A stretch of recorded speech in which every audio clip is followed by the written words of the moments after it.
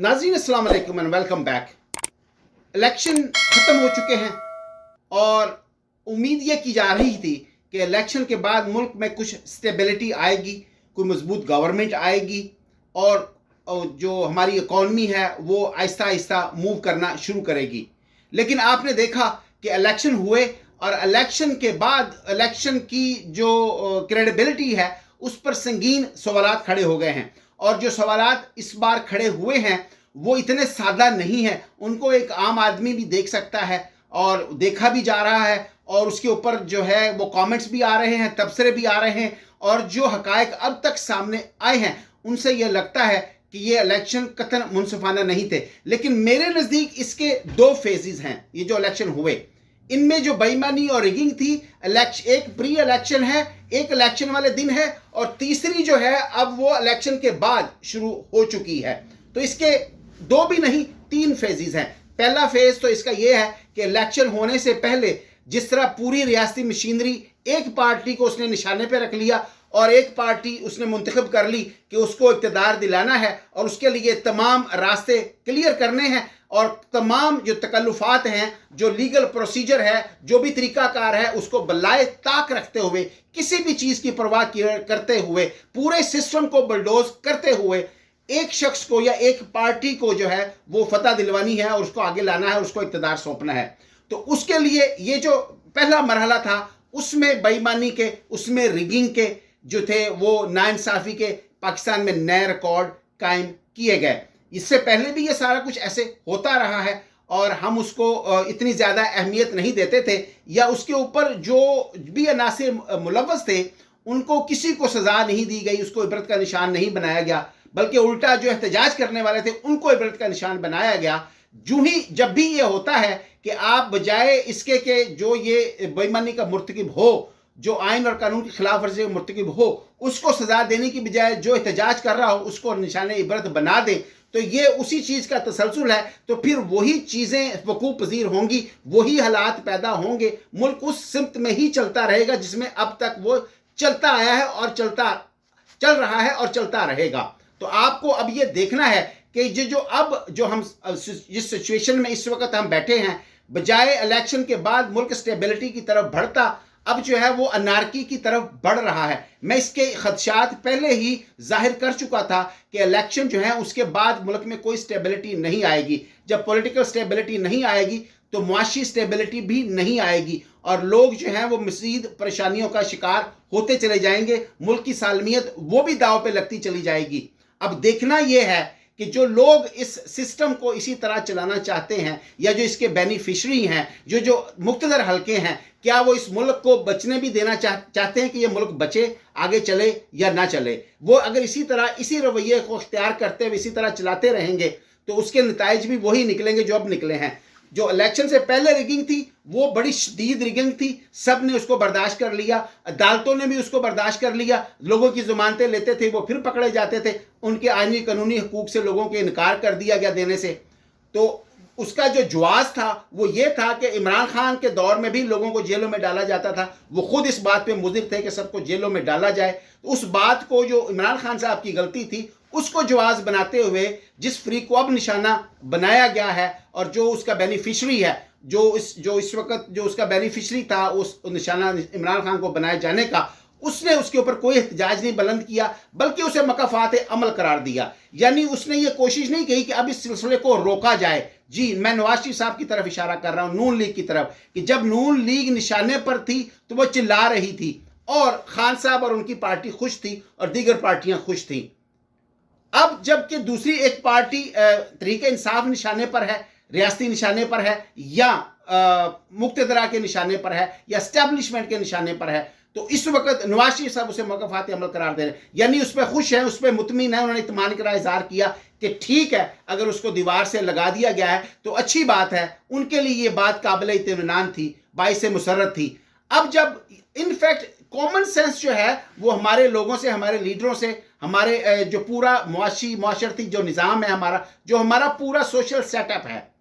उसके अंदर से कॉमन सेंस जो है वो गायब जो है वो हो चुकी है, वो बिल्कुल कहीं नज़र नहीं आ रही। अब जब किसी के भी साथ ज्यादती हो तो उस वक्त उसको खड़े होकर रोकना चाहिए कि कल को आप भी उस ज्यादती का निशाना बन सकते हैं। आज आप चुप रहेंगे, कल को आपकी बारी आएगी। चिचनिया में जब मुसलमानों का कत्लेआम हो रहा था तो मैंने यहाँ पे मैनहट्टन में देखा और बहुत सी दूसरी जगहों पर देखा कि जो सबसे ज्यादा प्रोटेस्ट करने वालों में जो सबसे आगे पेश थे वो यहूदी थे। मुझे बड़ा ताज्जुब हुआ कि ये ऐसा यहूदी जो है वो मुसलमानों के कत्लेआम के खिलाफ इतने तजब्जुब का क्यों शिकार है, इतनी बेचैनी का क्यों शिकार है, और वो एहतजाज करने वालों में क्यों इतना ज्यादा पेश हैं। तो मैंने एक यहूदी से ये पूछा कि आप इन मुसलमानों के साथ यकजहती का इजहार क्यों कर रहे हैं, जब वहां पे मुसलमान बोस्निया में मारे जा रहे हैं तो आप जो है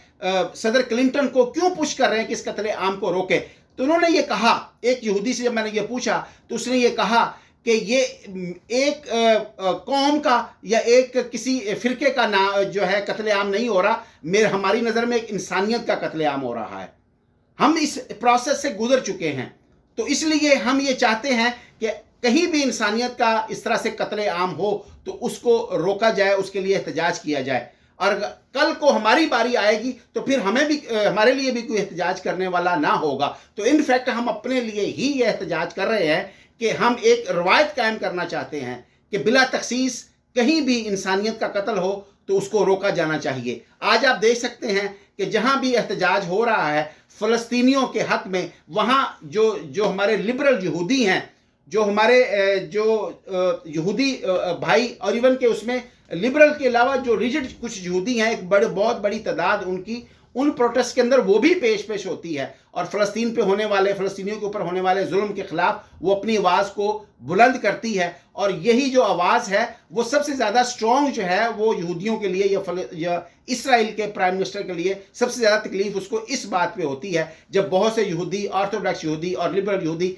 मिल के उसके जो जेनोसाइड है उसके खिलाफ सड़कों पर आते हैं। तो इनफैक्ट ये कॉमन सेंस की बात है कि जब एक फ्रीक को नुकसान पहुंचाया जा रहा हो, उसके हकूक छीने जा रहे हो, आईनी और कानूनी हकूक छीने जा, उसको निशाना बनाया जा रहा हो, तो बाकी तमाम फ्रीकों को मिलकर उसका दिफा करना चाहिए, उसके हक में खड़े होना चाहिए। क्यों? ताकि कल को अगर उनकी बारी आए तो भी बाकी सारे खड़े होकर उसको रोकें। लेकिन पाकिस्तान में कॉमन सेंस जो है उसका लेवल ये है कि जब एक फ्रीक को निशाने इबरत बनाया जाता है तो दूसरे खड़े होकर तालियां बजाते हैं, इत्मीनान का इजहार करते हैं। उनकी जो ईगो है वो बहुत उसमें खुशी, इत्मीनान हासिल करती है और उसे जो अपनी आने वाली कामयाबी है उसको ग्रैब्स करना है, उसको पकड़ना है, उसको देखना यह है कि साहब लोग जो है मुक्तदरा किससे खुश है और मुझे आगे आइंदा इक़्तिदार किस तरह मिल रहा है। लेकिन उस इक़्तिदार का इख्तिताम कैसे होगा? अगर मैं निशाने पर उसके इख्तिताम पे रख लिया गया तो मेरे साथ क्या होगा? और नवाज शरीफ साहब तो पहले 3-4 बार ये सूरत हाल देख चुके हैं, उसको भुगत चुके हैं, इसके बावजूद उनकी सेंस बिल्कुल काम नहीं कर रही।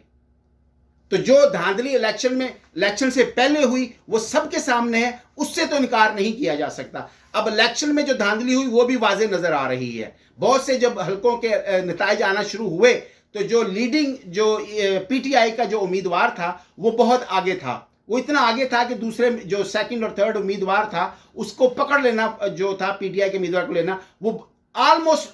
इम्पॉसिबल या नामुमकिन था। तो उसके बाद इलेक्शन के सारे जो रिजल्ट थे वो रोक लिए गए और उसके बाद जो नताइज जो जाहिर किए गए या जो बताए गए वो सबके सामने हैं। जो चकवाल से एक हल्का है उसके अंदर 24,000 वोट जो हैं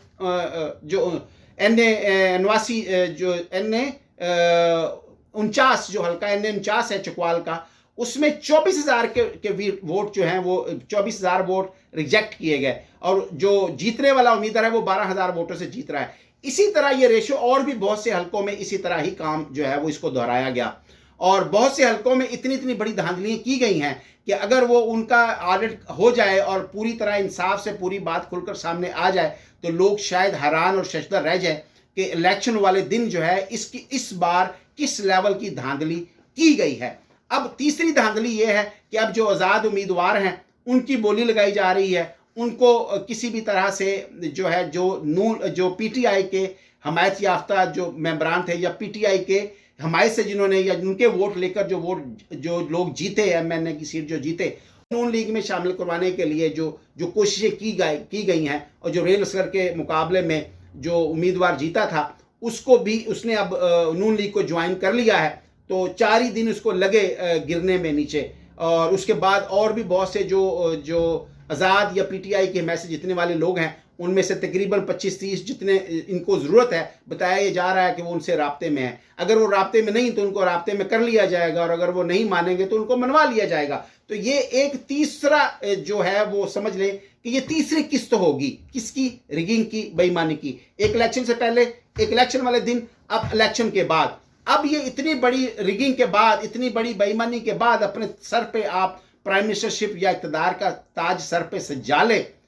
तो अब ऐसे ताज और उसको जो आप इक़्तिदार है उसकी क्या अहमियत बाकी रह जाएगी, उसकी क्या रिस्पेक्ट बाकी रह जाएगी। कल को आप इमरान खान को सिलेक्टेड कहते थे, अब आपको भी सिलेक्टेड ही कहा जाएगा। और होना यह है, एंड ये होना है कि जो रही सही नून लीग की जो इज्जत, जो कुछ पंजाबी में कहते हैं जेड़े कख बाकी बच गए हैं उसके पास, अब उनको भी आग लगाने की तैयारी हो रही है, जो कि बहुत ही अफसोसनाक है। अस्सलाम वालेकुम।